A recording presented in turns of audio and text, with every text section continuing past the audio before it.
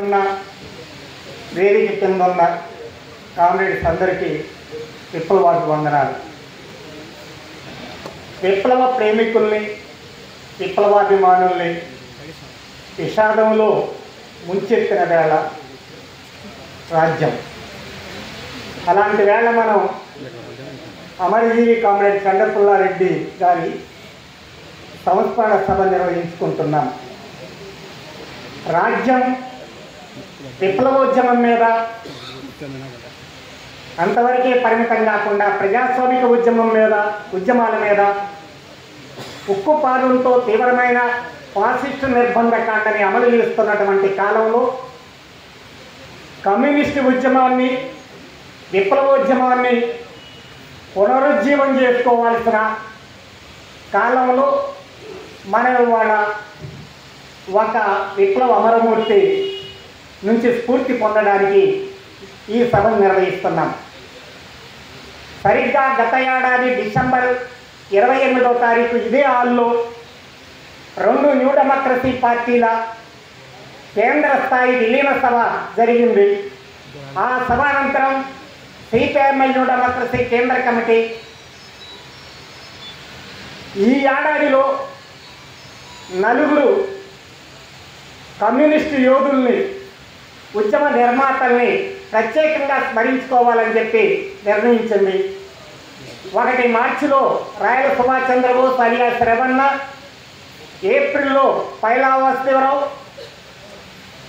నవంబర్లో చంద్రపుల్లారెడ్డి, డిసెంబర్లో మాలానారాయణ స్వామి గారు 4 ప్రత్యేకంగా సాధారణ అమరవీరులని, సాధారణ అమరవీరుల వారోత్సవాలు చేస్తూనే ఈ 4 విలీన సంవత్సరం సందర్భంగా ప్రత్యేకంగా స్మరించుకొని స్ఫూర్తి పొందాలని చెప్పి భావించింది. అందులో భాగంగా ఇది 3వ ఈవెంట్.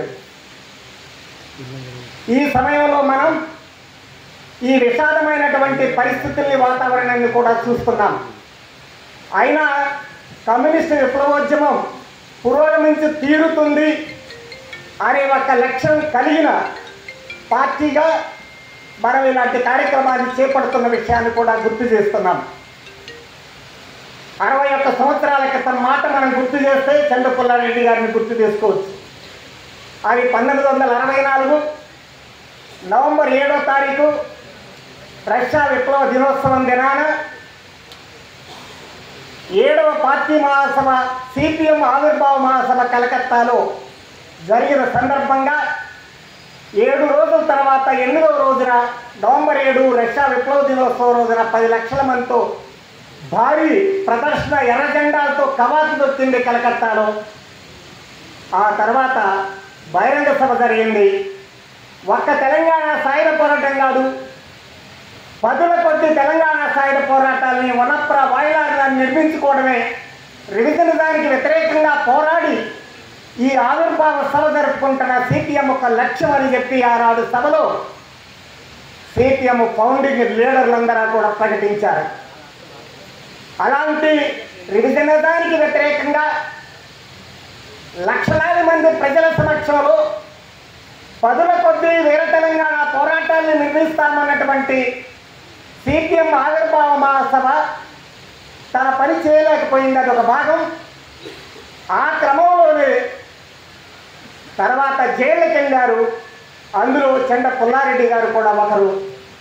ఆ జైళ్ళకి వెళ్ళిన సమయంలో ఆ రివిజనిజానికి వ్యతిరేకంగా జరిగిన ఇంటర్నేషనల్గా, నేషనల్గా, అంతర్జాతీయంగా గ్రేట్ డిబేట్ కమ్యూనిస్టు ఉద్యమంలో జరిగి ఉన్న కాలం, భారతదేశంలో రివిజనిజంతో, ఆనాటికున్న సాంప్రదాయ రివిజనిజంతో తెగదెంపులు చేసుకొని ఏర్పడి ఉన్న కాలం, జైళ్ళకి వెళ్ళిన కాలం.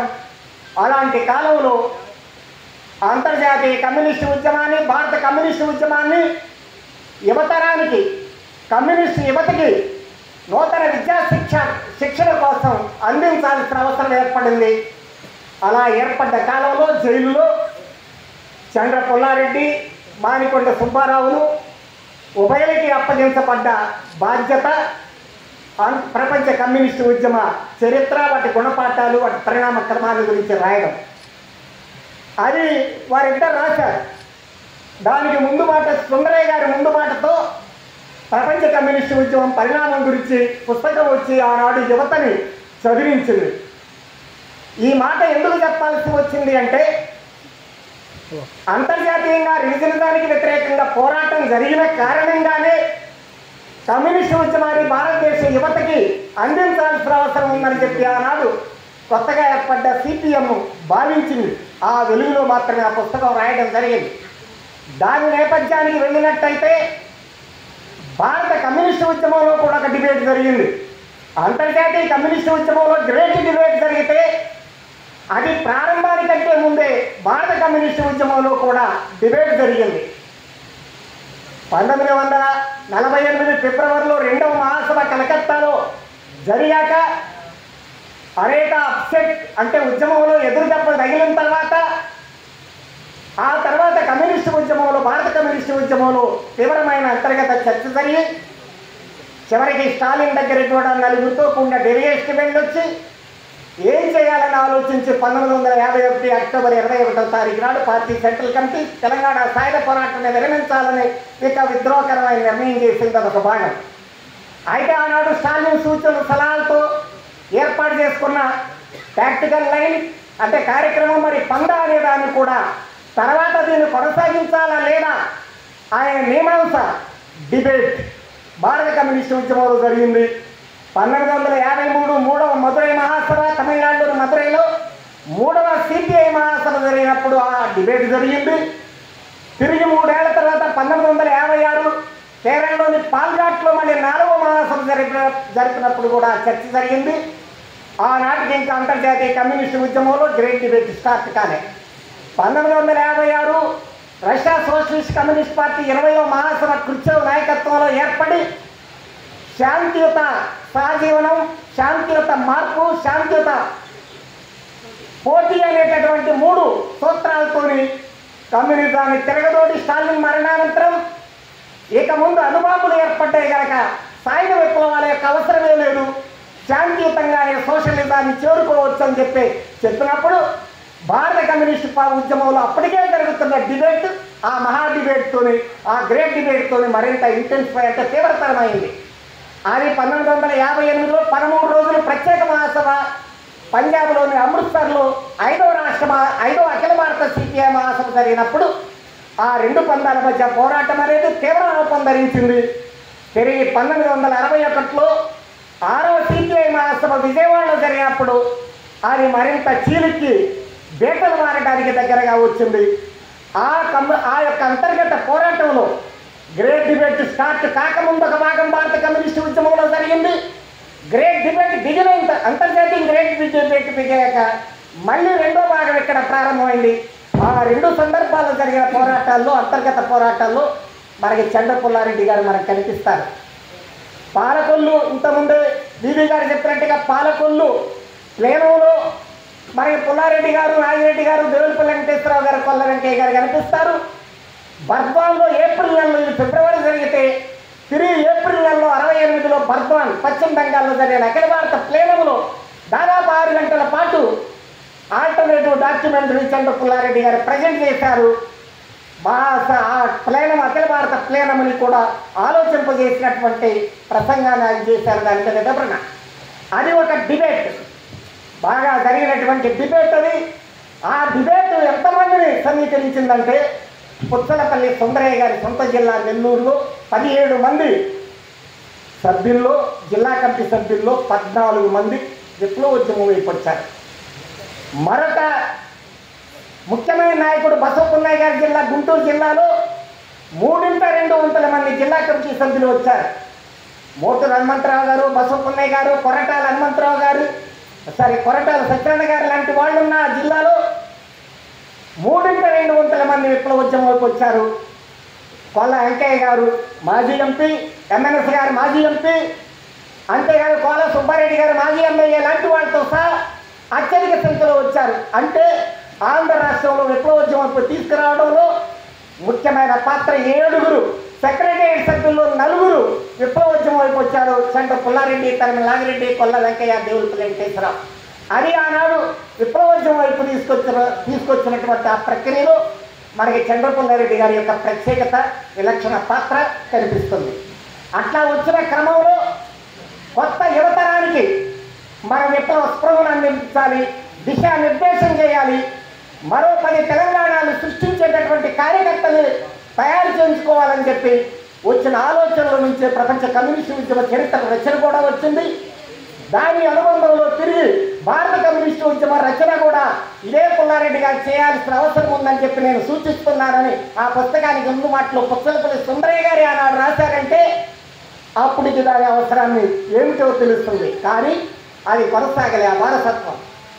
అదే ముఖర్జీ బంగ్లా కాంగ్రెస్ నుంచి చీలిపోయిన వాళ్ళు ఒక ప్రభుత్వాన్ని, సంకీర్ణ ప్రభుత్వాన్ని బెంగాల్లో ఏర్పాటు చేస్తే దాంట్లో చేరి హోమ్ మినిస్టర్గా జ్యోతిబాసు కూడా హోమ్ మినిస్టర్ బాధ్యత తీసుకొని కలకత్తాలో నవంబర్ 7వ తారీఖు రష్యా విప్లవ దినోత్సవం 10 లక్షల మంది కవాతు దొక్కిన ప్రదర్శన అనంతరం వేరే తెలంగాణను సృష్టించాలని చెప్పి ఈ సభ రివిజన్ దానికి వ్యతిరేకంగా ఆవిర్భావ మహాసభ జరిగిందని ప్రకటించిందో ఆ లక్ష్యంతో కాకుండా బూర్జువా ప్రభుత్వాలతో సంకీర్ణ ప్రభుత్వాలు ఏర్పరచుకున్న సమయంలో నక్సల్బరీ ప్రారంభమైంది. ఆ నక్సల్బరీ భారతదేశంలో సరికొత్త విప్లవోద్యమానికి శ్రీకారం చుట్టింది. ఒక సాయుధ విప్లవ మార్గానికి ప్రత్యామ్నాయం ఉంది అని చెప్పింది. అందుకనే మనం ఇక్కడ పుల్లారెడ్డి గారిని స్మరించుకోవడం అంటే విప్లవోద్యమాన్ని స్మరించుకోవడం. ఇవాళ కొన్ని ఎదురు దెబ్బలు తగిన మాట వాస్తవం. ఒకవైపున ఏదైతే అతివార పందాన్ని ఆనాడు భావించామో అది కూడా విఫలమైన పరిస్థితి. ఏదైతే రివిజనిజం, న్యాయ రివిజనిజాలు ఉన్నాయో మాది మాత్రమే నిజంగా మేము శాంతియుతంగా అధికారాలకు తెస్తాం ఈ పార్లమెంటరీ ద్వారా అన్నారు. అది కూడా ఇవాళ అప్సెట్ అయింది. ఇవాళ బీఆర్ ఎన్నికల్లో నిన్న జరిగిన బీఆర్ ఎన్నికల్లో పార్లమెంటరీ లెఫ్ట్ కూడా ఎంత చిత్తుగా దెబ్బతిన్నదో మనం చూసాం. అదేవిధంగా ఒక సరి అయిన విప్లవ పందాన్ని నిర్మించుకోవాలని ప్రయత్నం చేసిన పార్టీలు కూడా, ఈవెన్ మన పార్టీ లాంటి పార్టీలు కూడా తగిన విధంగా విప్లవోద్యమాలు నిర్మించి యువతని ఆకర్షించగలిగే పరిస్థితి లేదు. ఇవి ఒక రకంగా శూన్యత అని మనం చెప్పం కానీ, వ్యాక్యూమ్ ఏర్పడిందని మనం చెప్పం కానీ, ఒక సెట్ బ్యాక్, ఒక బ్లో దెబ్బతిన్నటువంటి పరిస్థితులు ఇవ్వాలన్నా. కానీ ఇది ఇలా ఉండదు. విప్లవోద్యమాలు అప్పుడప్పుడు స్తబ్దత గురైతాయి కానీ స్తంభన గురిగావు. స్తబ్దత వేరు, స్తంభన వేరు. ఒక ప్రవాహం ఎప్పుడు కూడా స్తంభించిపోదు. ఒక్కొక్కసారి ఆనకట్ట కడితే కొద్దిసేపు నీళ్లు జలం ఉంటే ఉండొచ్చు. లెనిన్ ఒక సందర్భంలో చెప్తాడు, ఏళ్ల తరబడి జరగని మార్పులు ఒక్కొక్కసారి నెలల్లో వస్తాయి, ఒక్కొక్కసారి వారాల్లోనే వస్తాయి. ప్రపంచాన్ని కుదిపివేసిన 10 రోజుల్ని మనం చూసిన 10 రోజుల్ని కనుక మనం చూస్తే, లేదా రష్యా విప్లవ దినాల్ని కనుక మనం అధ్యయనం చేస్తే ఏళ్ల తరబడి జరిగిన మార్పులు కూడా వారాల తరబడి జరిగే మార్పులు ఉన్నాయి. ఇంతకుముందే పటోలీ గారు చెప్పినట్టుగా 3 వైవిధ్యాలు ఏకకాలంలో ప్రపంచంలో సమాంతరంగా తీవ్రతరమవుతున్న కాలం. ఒకప్పుడు 3 వైవిధ్యాల్లో ఒకటి ముందుంటే 2 వెనక సీట్లు, వెనక బెర్తుల్లో ఉండేవి. ఇవాళ క్యాపిటల్ అంటే శ్రమశక్తికి పెట్టుబడికి మధ్యన, వెనకబడ్డ పీడిత దేశాలకి మరియు సామ్రాజ్యవాదానికి మధ్య, మరియు సామ్రాజ్యవాద శిబిరాల మధ్యన 3 వైవిధ్యాలు కూడా సమాంతరంగా తీవ్రతరమవుతున్న దశ ఇవాళ మనకు కనిపిస్తున్నది. ఒకనాడు భారతదేశ యువతని రండి అని ఆహ్వానించినటువంటి యూరప్, అమెరికాలు గెట్అవుట్ అంటున్నాయి. ఒకనాడు వాళ్ళ యువత, వాళ్ళ టెక్నోక్రాట్స్, బ్యూరోక్రాట్స్, అడ్మినిస్ట్రేటర్స్ ఇండియా లాంటి దేశాలకు వలసలు వచ్చారు. తర్వాత పెట్టుబడి సరుకుల ఎగుమతి బదులు పెట్టుబడి ఎగుమతి ఈ దేశాలకి ప్రారంభమయ్యాక సామ్రాజ్యవాదం భారతదేశం లాంటి దేశాల నుంచి దిగుమతి చేసుకున్నారు. విద్యార్థులుగా, ఉద్యోగస్తులుగా, వ్యాపారులుగా, పౌరసత్వం తీసుకున్న పౌరులుగా ఇవాళ వాళ్ళు వెనక్కి వెళ్ళిపోండి అంటున్నారు. కనుక ఇవాళ మన వాళ్ళు తిరిగి వెనక్కి రావాల్సిన పరిస్థితి. ఒకనాడు మాకిక్కడ ఈ చదువులు కాదు, అమెరికా వెళ్తాం, యూరోప్ వెళ్తాం అని చెప్పిన పరిస్థితి నుంచి ఇవాళ తిరిగి వాళ్ళు వస్తున్నారు. ఇక్కడ ఇంజనీరింగ్ కాలేజీలన్నీ ఖాళీగా వెలవెలబోతున్న పరిస్థితి.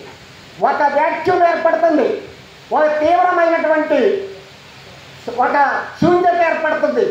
దాంట్లోంచి ఒక పీడనం వస్తుంది. సైన్స్ చెప్తుంది చర్యకి ప్రత్యేకం ఉంటుందని న్యూటన్ తరుణ్లా చెప్పింది. ఖచ్చితంగా ఒక తీవ్రమైనటువంటి ఉత్కంఠ పరిస్థితి, ఒక పీడన పరిస్థితి వస్తున్న కాలం. కనుక ఇవాళ మనం తగినంత పురోగతిని సాధించలేకపోయినా, విప్లవోద్యమం దెబ్బతిన్నా రేపు యువతరానికి ఖచ్చితంగా ఒక నిరాశాజనకమైన పరిస్థితుల్లో నుంచి ఒక సార్వత్రికమైన వ్యతిరేకత, అసంతృప్తి తెల్లుకే కాలం కమ్యూనిస్టు ఉద్యమానికి భవిష్యత్తు ఉంది. చండ పుల్లారెడ్డి గారు ఏ ప్రపంచ కమ్యూనిస్టు ఉద్యమాన్ని సృజించారో అందించారో యువతకి అది అధ్యయనం చేయాల్సిన అవసరం ఉంది. ఇవాళ మార్క్స్ని అమెరికా యువత అధ్యయనం చేస్తుంది, ఇవాళ యూరప్ యువత అధ్యయనం చేస్తుంది. కనుక తిరిగి అధ్యయనం చేయాల్సిన అవసరం, దాని బాటలో ప్రయాణం చేయాల్సిన అవసరం కూడా, చారిత్రక అవసరం కూడా ఏర్పడుతున్న కాలం. మన మీద ఉన్న బాధ్యత ఏమిటంటే, మనం ఇవాళ కొద్ది మంది కావచ్చు, సమాజంతో జనాభాతో పోలిస్తే, జనసాంద్రతతో పోలిస్తే మనం పిడికడి మంది. నిజాన్ని నిజంగా నిర్భయంగా ఒప్పుకోవాల్సిన బాధ్యత మన మీద ఉంది. కానీ ఒక నిప్పురవ్వ మహాత్మి జ్వాలను సృష్టిస్తుంది అనుకూలమైన పరిస్థితుల్లో పడితే, అననుకూలమైన పరిస్థితుల్లో పడితే కాదు, మావు చెప్పినట్టుగా. కనుక అలాంటి అనుకూలమైన, భౌతికంగా అనుకూలమైన పరిస్థితులు ఏర్పడుతున్న కాలంలో మనం విత్తనాల కింద పాత్ర పోషిస్తే సారవంతమైన నేల అవతల తయారవుతుంది. విత్తనాల్ని మనం వెదజల్లగలిగే పరిస్థితి మనం ఉంటే ఒక మహా విప్లవ ఉద్యమాన్ని, మహా సమర్శన ఉద్యమాన్ని నిర్మించుకునే అవకాశాలు మనకున్నాయి. అలాంటి అవకాశాలు చండ పుల్లారెడ్డి గారి 41వ వర్ధంతి సందర్భంగా విప్లవ స్ఫూర్తిని ముందుకు తీసుకెళ్దామని చెప్పి ఆశిస్తూ ముగిస్తున్నాం.